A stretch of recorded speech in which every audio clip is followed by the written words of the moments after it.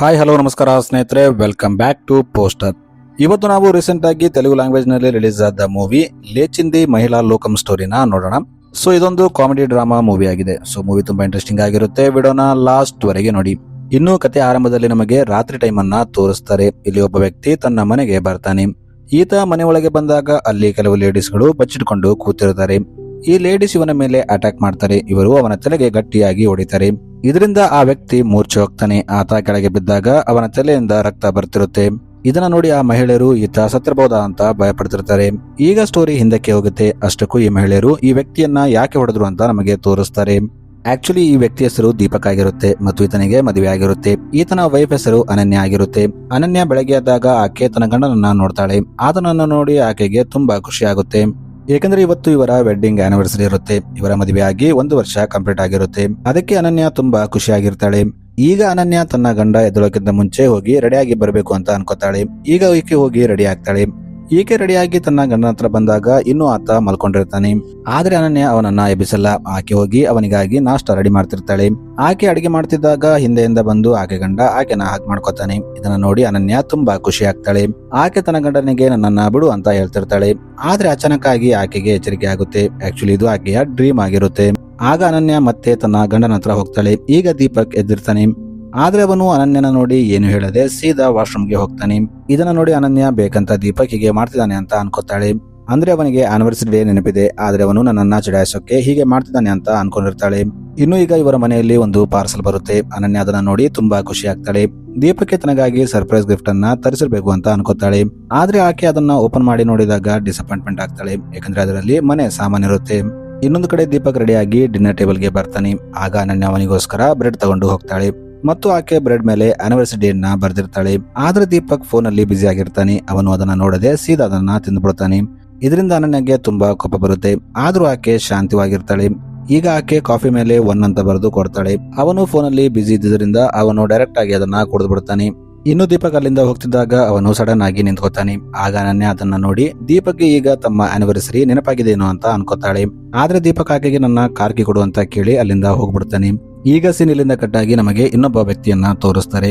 ಈತ ಒಬ್ಬ ಲಾಯರ್ಗೆ ಕಾಲ್ ಮಾಡ್ತಿರ್ತಾನೆ. ಆದ್ರೆ ಆ ಲಾಯರ್ ಇವನ ಕಾಲ್ ರಿಸೀವ್ ಮಾಡ್ತಿರಲ್ಲ. ಅದೇ ಟೈಮಲ್ಲಿ ಇವನಿಗೆ ಅವನ ವೈಫ್ ಕಾಲ್ ಮಾಡ್ತಾಳೆ. ಇದರಿಂದ ಆತನಿಗೆ ತುಂಬಾ ಇರಿಟೇಷನ್ ಆಗುತ್ತೆ. ಅವನು ತನ್ನ ವೈಫ್ಗೆ ಬೈದು ಕಾಲ್ ಕಟ್ ಮಾಡ್ತಾನೆ.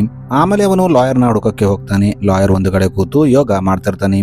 ಇಲ್ಲಿ ಲಾಯರ್ ಅವನಿಗೆ ನೀನ್ ಯಾಕೆ ಎಷ್ಟು ಟೆನ್ಷನ್ ತಗೋತಿದ್ಯಾ ಅಂತ ಕೇಳ್ತಾನೆ. ಆಗ ಆತ ನನಗೆ ನನ್ನ ವೈಫಿಂದ ಸಾಕಾಗಿದೆ ಅಂತ ಹೇಳ್ತಾನೆ. ಆಗ ಲಾಯರ್ ಇಲ್ಲಿ ಬಂದವರೆಲ್ಲ ತಮ್ಮ ವೈಫಿಂದ ಸಾಕಾದವರೇ. ಇವರು ಇಲ್ಲಿ ತಮ್ಮ ವೈಫ್ ನ ಹೇಗೆ ಡೀಲ್ ಮಾಡ್ಬೇಕಂತ ಟ್ರೈನಿಂಗ್ ತಗೊಳಕ್ಕೆ ಬಂದಿದ್ದಾರೆ ಅಂತ ಹೇಳ್ತಾನೆ. ಇಲ್ಲಿ ಲಾಯರ್ ಅವರಿಗೆ ತಮ್ಮ ವೈಫಿಂದ ಹೇಗೆ ಡೀಲ್ ಮಾಡ್ಬೇಕಂತ ಕಲಿಸ್ತಿರ್ತಾನೆ. ಆಗ ವ್ಯಕ್ತಿ ಮೊದಲು ನನಗೆ ಕಲಿಸು ಅಂತ ಹೇಳ್ತಾನೆ. ಈಗ ಲಾಯರ್ ಒಂದು ಸ್ಟೋರಿನ ಹೇಳ್ತಾನೆ. ಈಗ ಸೀನ್ ಮತ್ತೆ ಅನನ್ಯ ಕಡೆ ಶಿಫ್ಟ್ ಆಗುತ್ತೆ. ಈಕೆ ತನ್ನ ಮನೆಯಲ್ಲಿದ್ದಾಗ ಅಲ್ಲಿ ಒಬ್ಬ ಡೆಲಿವರಿ ಏಜೆಂಟ್ ಬರ್ತಾಳೆ. ಈಕೆ ಕೇಕ್ ತಂದಿರ್ತಾಳೆ. ಇದನ್ನ ನೋಡಿ ಅನನ್ಯ ತುಂಬಾ ಖುಷಿ ಆಗ್ತಾಳೆ. ದೀಪಕ್ಗೆ ಈ ಕೇಕ್ ನ ಆರ್ಡರ್ ಮಾಡಿದ್ದಾನೆ ಅಂತ ಅನ್ಕೋತಾಳೆ. ಆದ್ರೆ ಆ ಕೇಕ್ ಪಕ್ಕದ ಮನೆಯ ಆಂಟಿಗಾಗಿ ಬಂದಿರುತ್ತೆ. ಇವತ್ತು ಅವರದ್ದು ಕೂಡ ಆನಿವರ್ಸರಿ ಇರುತ್ತೆ. ಅದಕ್ಕೆ ಆ ಆಂಟಿ ಗಂಡ ಆಕೆಗೋಸ್ಕರ ಕೇಕ್ ನ ಆರ್ಡರ್ ಮಾಡಿರ್ತಾನೆ. ಇದನ್ನ ನೋಡಿ ಅನನ್ಯಗೆ ತುಂಬಾ ಕೋಪ ಬರುತ್ತೆ. ಏಕೆಂದ್ರೆ ಆಂಟಿಗೆ ತುಂಬಾ ವಯಸ್ಸಾಗಿರುತ್ತೆ. ಈ ವಯಸ್ಸಲ್ಲೂ ಆಕೆ ಗಂಡ ಆಕೆ ಆನಿವರ್ಸರಿನ ನೆನಪಿಟ್ಕೊಂಡಿದ್ದಾನೆ. ಆದ್ರೆ ದೀಪಕ್ ನೋಡಿದ್ರೆ 1 ವರ್ಷದಲ್ಲಿ ನಮ್ಮ ಆನಿವರ್ಸರಿನ ಮರ್ತೋಗಿದ್ದಾನೆ ಅಂತ ಅನ್ಕೋತಾಳೆ. ಇನ್ನು ಸ್ವಲ್ಪ ಹೊತ್ತಾದ್ಮೇಲೆ ಅಲ್ಲಿ ಅನನ್ಯ ಫ್ರೆಂಡ್ ನಿತ್ಯ ಬರ್ತಾಳೆ. ಈಕೆ ಜಾಬ್ ಮಾಡಿ ಬಂದಿರ್ತಾಳೆ. ಈಕೆಯಲ್ಲಿ ನಾನು ರೆಸ್ಟ್ ಮಾಡೋಕೆ ಬಂದಿದ್ದೀನಿ ಅಂತ ಹೇಳ್ತಾಳೆ. ಇನ್ನು ನಿತ್ಯ ಒಳಗೆ ಬಂದ್ಮೇಲೆ ತನ್ನ ಲಾಯರ್ಗೆ ಕಾಲ್ ಮಾಡಿ ಡೈವರ್ಸ್ ಕೇಸ್ ಎಲ್ಲಿವರೆಗೆ ಬಂತು ಅಂತ ಕೇಳ್ತಾಳೆ. ಇದನ್ನ ನೋಡಿ ಅನನ್ಯ ಶಾಕ್ ಆಗ್ತಾಳೆ. ಆಕೆ ನಿತ್ಯಗೆ ಯಾರ್ದು ಡೈವರ್ಸ್ ಅಂತ ಕೇಳ್ತಾಳೆ. ಆಗ ನಿತ್ಯ ನಂದೆ ಅಂತ ಹೇಳ್ತಾಳೆ. ಇದನ್ನ ಕೇಳಿ ಅನನ್ಯ ಇಷ್ಟು ಬೇಗ ಯಾಕೆ ಡೈವರ್ಸ್ ತಗೋತಿದ್ಯಾ ಅಂತ ಕೇಳ್ತಾಳೆ. ಆಗ ನಿತ್ಯ ನನ್ನ ಗಂಡ ಸರಿ ಇಲ್ಲ. ಅವನು ಯಾವಾಗಲೂ ನನ್ನ ಗೇಲಿ ಮಾಡ್ತಿರ್ತಾನೆ. ಅವನು ನನ್ನ ಜೊತೆ ಸರಿಯಾಗಿ ಬಿಹೇವ್ ಮಾಡಲ್ಲ. ನಾನು ದಪ್ಪ ಆಗಿದ್ದೇನೆ ಅಂತ ಕೇಳಿದ್ರೆ ಅವನು ಹೌದು ಅಂತ ಹೇಳ್ತಾನೆ ಅಂತ ಹೇಳ್ತಾಳೆ. ಮತ್ತು ಇದೆಲ್ಲದರಿಂದ ಸಾಕಾಗಿ ನಾನು ಡೈವರ್ಸ್ ತಗೋದಿನಂತ ನಿತ್ಯ ತನ್ನ ಗಂಡಗೆ ಬೈತಾಳೆ. ಆಮೇಲೆ ನಿತ್ಯ ಫ್ರಿಜ್ ಅಲ್ಲಿ ಕೇಕ್ ಇರೋದನ್ನ ನೋಡ್ತಾಳೆ ಮತ್ತು ಇವತ್ತು ಯಾಕೆ ಕೇಕ್ ತರಿಸಿದೆ ಅಂತ ಅನನ್ಯಗೆ ಕೇಳ್ತಾಳೆ. ಆಗ ಅನನ್ಯ ಇವತ್ತು ನಮ್ಮ ಆನಿವರ್ಸರಿ ಇತ್ತು, ಆದ್ರೆ ನನ್ನ ಗಂಡ ಅದನ್ನ ಮರ್ತೋಗಿದ್ದಾನೆ ಅಂತ ಹೇಳ್ತಾಳೆ. ಇದನ್ನ ಕೇಳಿ ನಿತ್ಯ ಅನನ್ಯ ಕಿವಿ ತುಂಬ್ತಾಳೆ. ನಿನ್ನ ಗಂಡನಿಗೆ ಬೇರೆ ಅಫೇರ್ ಇರಬೇಕು, ಅದಕ್ಕೆ ಅವನು ನಿನ್ನ ಆನಿವರ್ಸರಿ ಮರ್ತೋಗಿದ್ದಾನೆ ಅಂತ ಹೇಳ್ತಾಳೆ. ಇನ್ನು ಅದೇ ಟೈಮಲ್ಲಿ ಆ ಮನೆಯ ಮೇಡ್ ಬರ್ತಾಳೆ. ಈಕೆ ಕೂಡ ಸರ್ಗೆ ನೀವಂದ್ರೆ ಇಷ್ಟ ಇಲ್ಲ ಅಂತ ಹೇಳ್ತಾಳೆ. ಆದ್ರೆ ನಿತ್ಯ ತನ್ನ ಗಂಡನ ಡಿಫೆಂಡ್ ಮಾಡ್ತಾಳೆ. ನನ್ನ ಗಂಡ ನನ್ನ ತುಂಬಾ ಜೀವ ಮಾಡ್ತಾನೆ ಅಂತ ಹೇಳ್ತಾಳೆ. ಆದ್ರೆ ಆಕೆಗೆ ಮೇಡ್ ಮತ್ತು ನಿತ್ಯ ಹೇಳಿದ ಮಾತಿಂದ ಸ್ವಲ್ಪ ಡೌಟ್ ಬಂದಿರುತ್ತೆ. ಆಗ ಮೇಡ್ ಆಕೆಗೆ ನಿಮ್ಮ ಗಂಡ ನಿಮ್ಮ ಮೇಲೆ ಡೌಟ್ ಪಡ್ತಾನ ಅಂತ ಕೇಳ್ತಾಳೆ. ಆದ್ರೆ ಅನನ್ಯ ಇಲ್ಲ, ಅವರು ಯಾವತ್ತು ನನ್ನ ಸಪೋರ್ಟ್ ಮಾಡ್ತಾರೆ ಅಂತ ಹೇಳ್ತಾಳೆ. ಇದನ್ನ ಕೇಳಿ ನಿತ್ಯ ಆಕೆಗೆ ಹಾಗಾದ್ರೆ ನಿನ್ನ ಗಂಡ ನಿನ್ನ ಲವ್ ಮಾಡಲ್ಲ, ಏಕೆಂದರೆ ಯಾವುದೇ ವ್ಯಕ್ತಿ ಲವ್ ಮಾಡ್ತಿದ್ರೆ ಅವನು ಖಂಡಿತ ಡೌಟ್ ಪಡ್ತಾನೆ. ಡೌಟ್ ಪಡದ ವ್ಯಕ್ತಿ ತನ್ನ ಹೆಂಡತಿನ ಲವ್ ಮಾಡಲ್ಲ ಅಂತ ಹೇಳ್ತಾಳೆ. ಆಗ ಮೇಡ್ ಅನನ್ಯಗೆ ಅವತ್ತು ನಿನ್ನ ಗಂಡ ನಿನ್ನ ಜೊತೆ ಎಷ್ಟು ರೂಡ್ ಆಗಿ ಮಾತಾಡಿದ, ಅವನು ನಿನ್ನ ಸಿನಿಮಾಗೆ ಹೋಗಕ್ಕೆ ಬಿಡ್ಲಿಲ್ಲ ಅಂತ ಹೇಳ್ತಾಳೆ. ಆದ್ರೆ ಅನನ್ಯ ಹಾಗೇನಿಲ್ಲ, ಅವತ್ತು ಬೇರೆ ಸಿಚುವೇಶನ್ ಇತ್ತು, ಅದಕ್ಕೆ ಅವರು ನನ್ನ ತಡೆದಿದ್ರು ಅಂತ ಹೇಳ್ತಾಳೆ. ಆದ್ರೆ ಮೇಡ್ ಕೇಳಲ್ಲ. ಆಕೆ ಅನನ್ಯಗೆ, ನಾನು ನಿನ್ನ ಗಂಡನ್ನ ನೋಡಿದ್ದೀನಿ, ಆತ ಯಾವಾಗಲೂ ನಿನ್ನ ಜೊತೆ ರೂಡ್ ಆಗಿ ಮಾತಾಡ್ತಿರ್ತಾನೆ ಮತ್ತು ನೀನು ಯಾವ್ದಾದ್ರು ಕೆಲಸ ಇಂಡಿಪೆಂಡೆಂಟ್ಲಿ ಮಾಡೋಕೋದ್ರೆ ಅದನ್ನ ತಡಿತಿರ್ತಾನೆ ಅಂತ ಹೇಳ್ತಾಳೆ. ಇನ್ನು ಅದೇ ಟೈಮಲ್ಲಿ ಪಕ್ಕದ ಮನೆಯ ಆಂಟಿ ಬರ್ತಾಳೆ. ಈಕೆ ಗಂಡನ ಮತ್ತು ಅನನ್ಯ ಗಂಡನ ನಡುವೆ ಸ್ಯಾಲರಿ ವಿಚಾರವಾಗಿ ಜಗಳ ಆಗಿರುತ್ತೆ. ಆದ್ರೆ ಈಕೆ ಸುಮ್ಮನೆ ಶುಗರ್ ತಗೊಂಡು ಹೋಗೋದು ಬಿಟ್ಟು ಅನನ್ಯಗೆ ಆಕೆ ಹಸ್ಬೆಂಡ್ ಬಗ್ಗೆ ಕಿವಿ ತುಂಬ್ತಾಳೆ. ನಿನ್ನ ಗಂಡ ಯಾವಾಗ್ಲೂ ಲೇಟ್ ಆಗಿ ಮನೆಗೆ ಬರ್ತಾನೆ, ನೀನು ಊರಲ್ಲಿ ಇಲ್ಲದಾಗ ಅವನು ಹುಡುಗಿಯರನ್ನ ಕರ್ಕೊಂಡು ಬಂದು ಪಾರ್ಟಿ ಮಾಡ್ತಾನೆ ಅಂತ ಹೇಳ್ತಾಳೆ.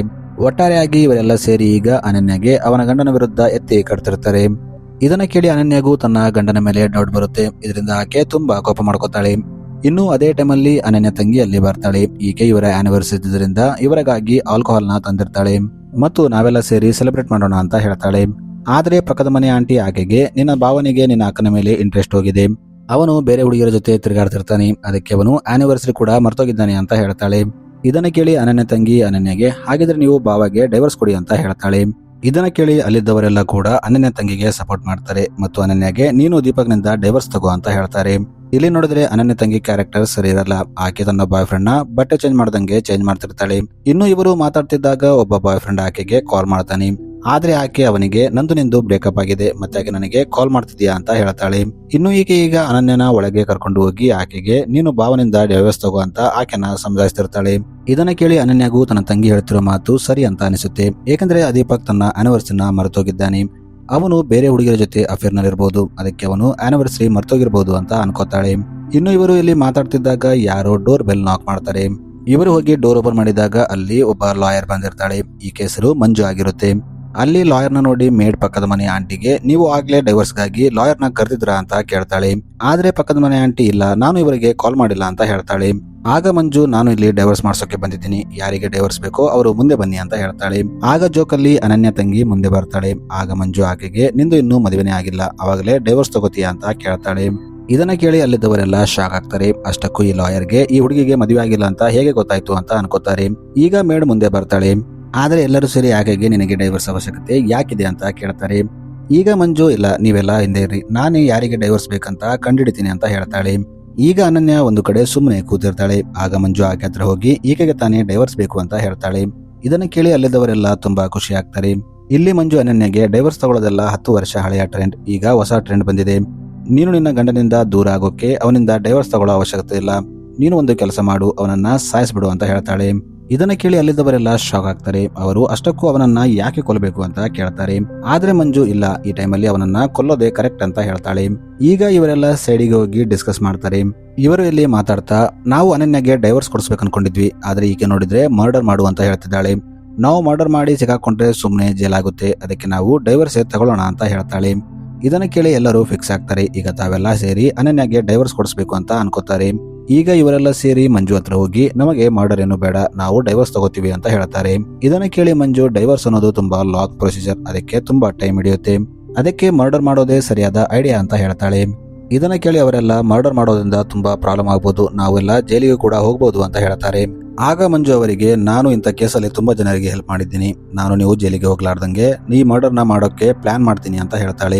ಇದನ್ನ ಕೇಳಿ ಅನನ್ಯ ಕೂಡ ಸ್ವಲ್ಪ ಕನ್ಫ್ಯೂಸ್ ಆಗ್ತಾಳೆ. ಆಕೆ ಅಷ್ಟಕ್ಕೂ ದೀಪಕ್ನ ಯಾಕೆ ಕೊಲ್ಬೇಕು ಅಂತ ಯೋಚನೆ ಮಾಡ್ತಿರ್ತಾಳೆ. ಆಗ ಮಂಜು ಆಕೆನ ಕನ್ವಿನ್ಸ್ ಮಾಡೋಕೆ ಆಕೆಗೆ ಕೆಲವೊಂದು ವಿಷಯನ ಹೇಳ್ತಾಳೆ. ನಿನ್ನ ಗಂಡ ಫಸ್ಟ್ ಆನಿವರ್ಸರಿನೇ ಮರ್ತೋಗಿದ್ದಾನೆ ಮತ್ತು ಪ್ರಾಪರ್ಟಿ ಕೂಡ ನಿನ್ನ ಹೆಸರಿಗೆ ತಗೊಂಡಿಲ್ಲ, ಇನ್ನು ಅವನು ನಿನ್ನ ಹೆಸರಿಗೆ ಇನ್ಶೂರೆನ್ಸ್ ತಗೊಂಡಿದ್ದಾನ ಅಂತ ಕೇಳ್ತಾಳೆ. ಆಗ ಅನನ್ಯ ಹೌದು ಅಂತ ಹೇಳ್ತಾಳೆ. ಅದಕ್ಕೆ ಮಂಜು, ಅದರಲ್ಲಿ ನಾಮಿನಿ ಯಾರು ಅಂತ ಕೇಳ್ತಾಳೆ. ಆಗ ಆಕೆ ನನ್ನ ಗಂಡನೇ ಅಂತ ಹೇಳ್ತಾಳೆ.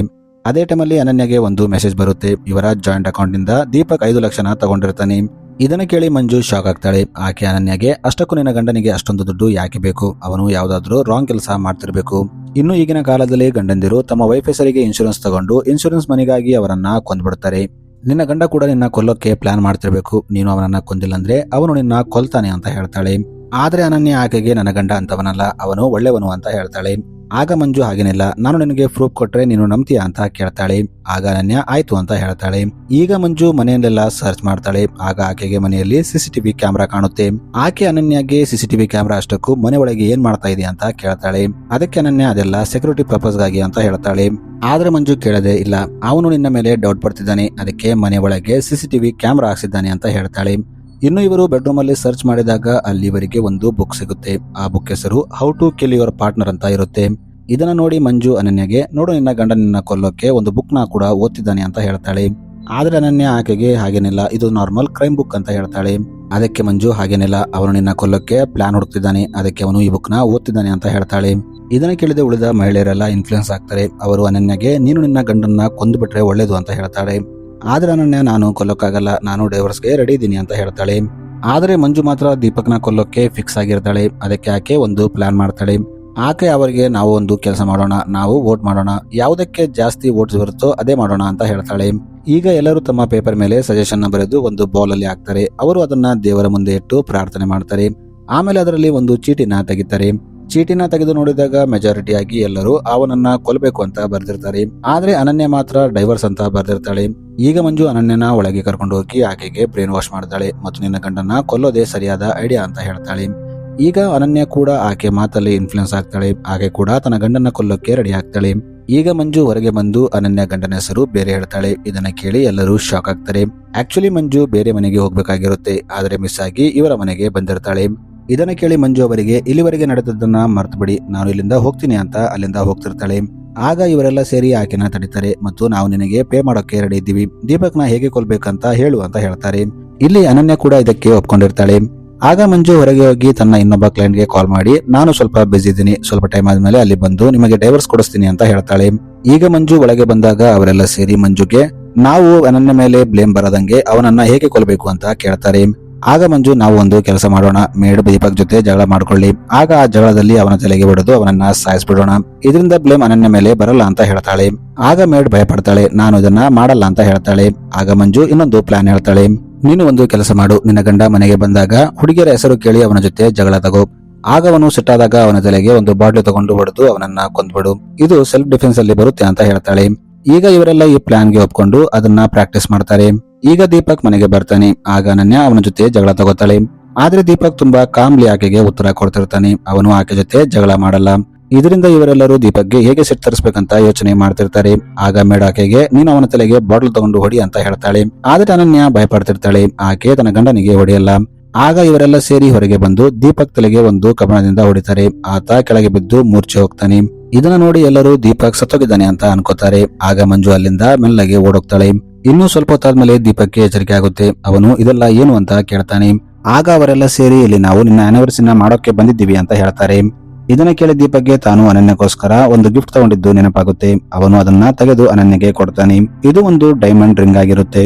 ಇದನ್ನ ನೋಡಿ ಅನನ್ಯ ತುಂಬಾ ಖುಷಿ ಆಗ್ತಾಳೆ. ಆಮೇಲೆ ಆಕೆ ಅಲ್ಲಿದ್ದ ಎಲ್ಲಾ ಮಹಿಳೆಯರಿಗೆ ಬೈದು ಅಲ್ಲಿಂದ ಕಳಿಸ್ಬಿಡ್ತಾಳೆ. ಈಗ ಹೋಗಿ ಅನನ್ಯ ದೀಪಕ್ನ ಹಗ್ ಮಾಡ್ಕೊತಾಳೆ. ಇಲ್ಲಿ ನಮಗೆ ಇನ್ನೊಂದು ಟ್ವಿಸ್ಟ್ ಓಪನ್ ಆಗುತ್ತೆ. ಆಕ್ಚುಲಿ ಇಲ್ಲಿ ದೀಪಕ್ಗೆ ಆ ಲಾಯರೇ ತನ್ನ ವೈಫ್ ಜೊತೆ ಸಿಚುವೇಶನ್ ನ ಹೇಗೆ ಕಂಟ್ರೋಲ್ ಮಾಡ್ಬೇಕಂತ ಹೇಳಿಕೊಟ್ಟಿರ್ತಾಳೆ. ಸೊ ಮೂವಿ ಇಲ್ಲಿಗೆ ಎಂಡ್ ಆಗುತ್ತೆ. Thanks for watching.